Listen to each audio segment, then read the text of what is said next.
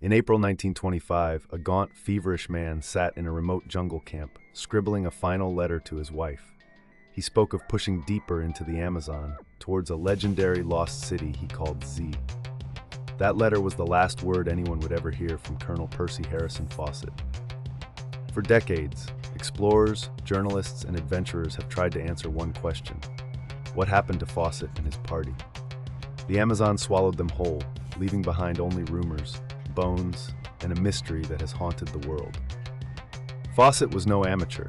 He was a decorated British Army officer, a skilled surveyor, and a man who had spent years mapping the most treacherous regions of South America.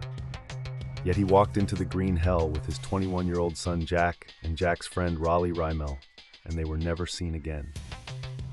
This is the story of an obsession that consumed a man, a family, and ultimately cost 3 lives. Percy Fawcett was born in 1867, the son of an English aristocrat and an Indian mother. He joined the Royal Artillery and served in Ceylon, but his true calling emerged when he was recruited by the Royal Geographical Society to survey borders in South America. For decades, he mapped the uncharted rainforests of Bolivia, Brazil, and Peru, surviving jaguar attacks, piranha-infested rivers, and hostile tribes. But Fawcett became obsessed with a legend: the lost city of Z, an ancient civilization rumored to exist in the Mato Grosso region. He believed that the Amazon had once housed a sophisticated society, and he was determined to prove it. By 1924, he had raised funds from a consortium of British backers, including the Royal Geographical Society and the Rockefellers. He planned a small, fast expedition, just 3 men, with minimal supplies, relying on hunting and local tribes for support. It was a gamble that would cost everything. On April 20th, 1925, Fawcett, Jack, and Rymel departed from Cuiabá, Brazil, the last outpost of civilization. They were in high spirits. Fawcett had written that they would emerge from the jungle within 2 years, having found Z. The team was lightly equipped: a few rifles, ammunition, a sextant, a compass, and tinned food. They hired 2 Brazilian porters and a mule driver to help carry supplies. The first leg of the journey followed the Xingu River, a tributary of the Amazon. The terrain was swampy, the heat oppressive, and the insects relentless. But Fawcett was in his element. He navigated by dead reckoning, following maps he had drawn on previous expeditions. On May 29th, they reached a camp Fawcett had used before, which he called Dead Horse Camp. There he wrote his last letter to his wife, expressing confidence in their mission. Then, he dismissed the porters and mule driver, sending them back with a note: "You need have no fear of failure." Before Fawcett even left Cuiabá, warnings had come. Local settlers told him that the region east of the Xingu was hostile, inhabited by fierce tribes who attacked strangers on sight. Fawcett dismissed these stories as exaggerations, believing that he could win over any tribe with gifts and respect. He had survived previous encounters with indigenous people through diplomacy, but this time he was heading into territory no outsider had ever entered. The Kalapalo tribe, with whom Fawcett had friendly relations, warned him that further east lived the fierce Indians, who would kill anyone who approached. Fawcett ignored them. He was convinced that these tribes were guarding the ruins of Z. On June 2nd, the porters returned to Dead Horse Camp to find the trio gone, having left a note saying they were heading east. The porters later reported that the trail they took was overgrown and led into swampy lowlands. It was the last confirmed sighting of the expedition. After dismissing their porters, Fawcett, Jack, and Rymel pushed deeper into the unknown. The terrain became increasingly difficult. They crossed flooded forests, waded through leech-infested swamps, and hacked through tangles of vines. The heat was suffocating, often exceeding 100 degrees Fahrenheit. At night, the jungle came alive with the cries of howler monkeys and the buzz of insects. Food was scarce. They relied on hunting monkeys, birds, and fish, but game was elusive. Fawcett's diary, later found by rescue parties, described days without food, drinking murky water, and suffering from fevers. Jack, who had no prior jungle experience, began to weaken. Rymel, too, showed signs of exhaustion, but Fawcett pushed on, driven by his obsession.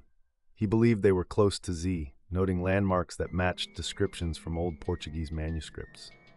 The team's morale held, but the jungle was slowly consuming them. By late June 1925, the expedition reached a critical juncture.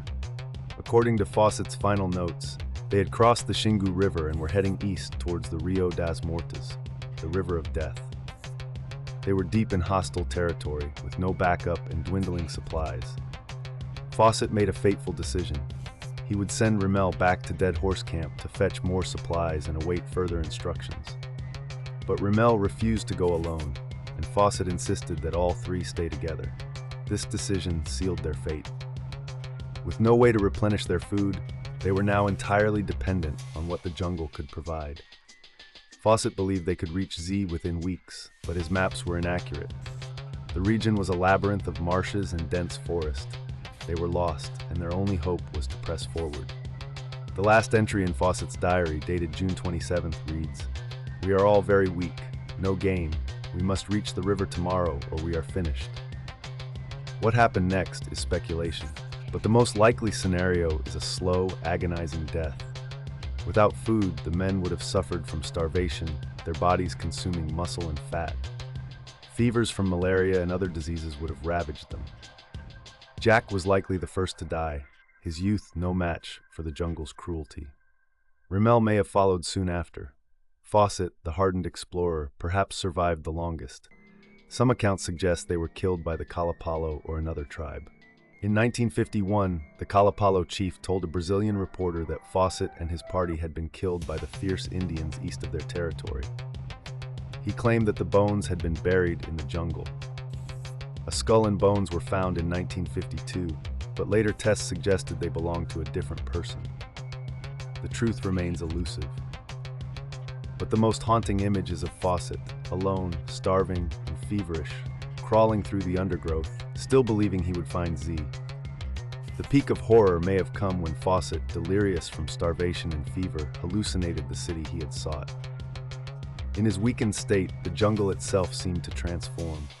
Trees became pillars, vines became walls, and the calls of birds became the voices of an ancient civilization. He may have crawled towards a mirage of Z, only to collapse in the mud. The Amazon is a place where the line between reality and nightmare blurs. The heat, the constant insect bites, the gnawing hunger, all would have conspired to break his mind. Perhaps in his final moments, Fawcett believed he had found Z and died with a vision of glory. Or perhaps he realized too late that his obsession had killed his son and his friend. The jungle reclaimed them without a trace. No monument marks their grave. The rainforest simply grew over their bones, erasing all evidence of their existence. Back in England, Fawcett's wife Nina waited for word. When none came, the Royal Geographical Society launched a rescue expedition in 1928.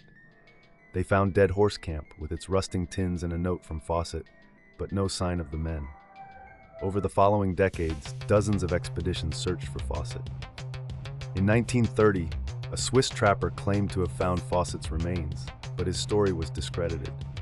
In 1952, a Brazilian explorer found a skeleton that was initially believed to be Fawcett's, but later analysis showed it was not.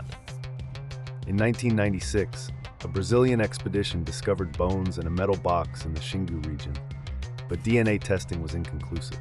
The most enduring theory is that Fawcett and his companions were killed by the Kalapalo or another tribe, possibly because they violated tribal customs. But without definitive evidence, the mystery endures. The Amazon has kept its secret for nearly a century.